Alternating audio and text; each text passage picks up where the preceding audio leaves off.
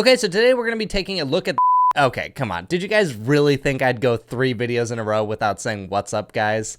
Yes. I do pay attention to the comments. What's up, guys? Today we're going to be taking a first look at the Selkirk Amped Pro Air. This is going to be a shorter video, and if you want to see the specs, I will pop them up on screen as I'm talking. Selkirk made an interesting choice with the Amped Pro Air to reduce the price to $180 compared to the $250 that their other premium paddles have been in the last few years. So it is slightly refreshing to see that with the Amped Pro Air, particularly because I think a lot of people who enjoyed the Power Air might like this even more, and now it's just a bit cheaper than what they were buying previously. The new Amped Pro Air has a lot in common with the Power Air. In fact, it's probably going to be easier to tell you what's different than what's similar about them. The most standout things to me were that the Amped Pro Air is more forgiving than the Power Air, the feel is slightly more pleasing off the face, and the swing weights are higher than the Power Air models. My Power Air Invicta had a swing weight of 112, while my Amped Pro Air Invicta is 119. So there is a noticeable bump in the swing weight. I think this contributes to the paddle feeling a bit more solid than the Power Air does because there's just more weight in the head. Now, I don't want you to get the wrong impressions. This still very much has the feel as a Power Air, which means it largely feels like a 2x4 piece of wood. However, I will say that if you're comparing 2x4 pieces of wood, this one is more pleasing than the other one. If you were hoping for it to feel completely different than the Power Air, I don't think it does, but it is more satisfying to me. It's basically how I would expect a thicker Pro Air to play, which is to say, for most of you out there, if you liked the Power Air but wanted a little bit more control,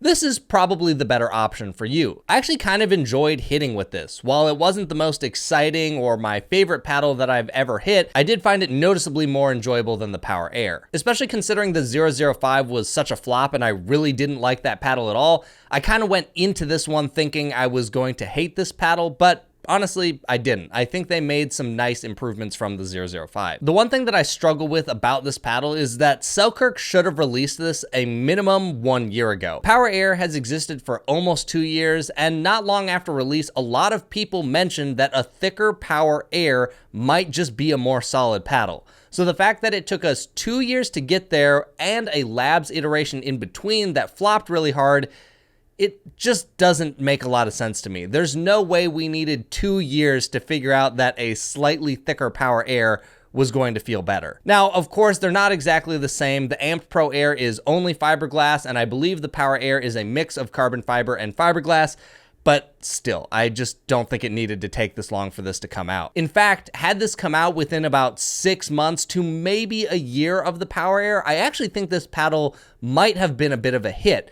But now I think the market has caught up and in a lot of ways exceeded Selkirk, that this release feels a little bit more It's honestly been kind of sad to see, because when Selkirk released the 002 and Power Air, I really felt like they were at the top of the market. They were innovating, they were doing things that were different, they were giving us things we'd never really seen before.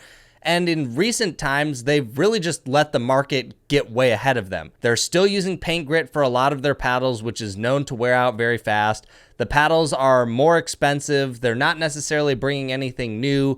They seem to be really stuck on this edgeless and throat hole design, even though in some ways, maybe it's okay, but in a lot of ways, I just don't know that it's necessarily better than anything else we have out there. The labs releases have been okay to meh. Like, there's just not really been anything exciting from Selkirk in quite some time, and I don't think the Amped Pro Air is what's going to bring that excitement back. So I think the Amped Pro Air is a pretty solid paddle if you are a fan of the Power Air, but just wanted something that was a little bit thicker, offered you a little bit more control, and a slightly more pleasing feel. But if you didn't like the Power Air, then I don't know that this paddle is going to win you over.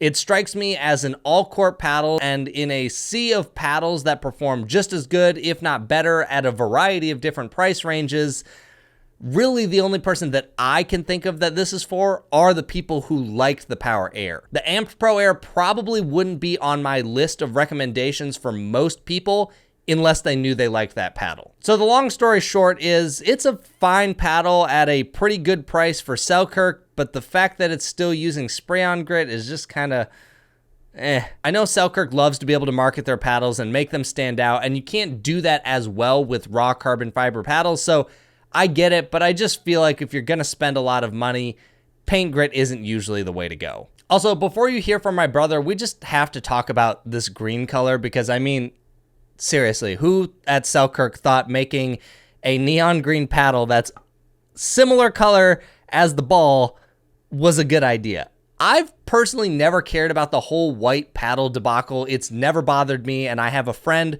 who I play with regularly that uses a white Power Air. I understand it bothers some people, but for the last year of hearing complaints, I just don't know why we thought green was the color that we should make.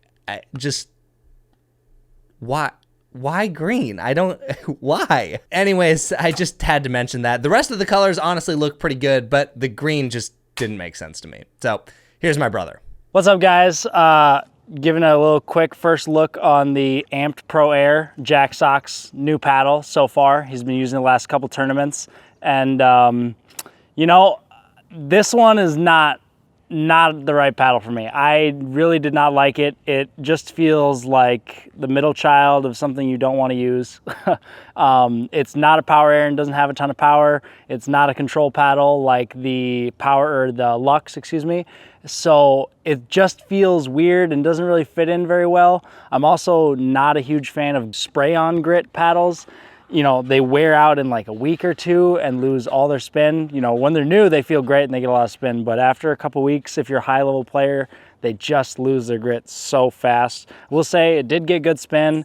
It feels okay, but the sweet spot's really small. And I'm also personal biased against edgeless paddles because if you watch the Willinator review, I really like paddles with a lot of plow through and a big sweet spot.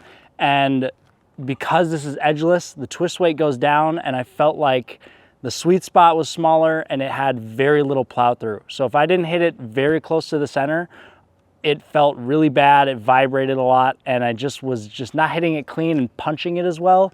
So because of that, I'm not a huge fan of it, and I'm just not a huge fan of the Invicta shape. The shorter handle doesn't allow me to hit two-handed backhand.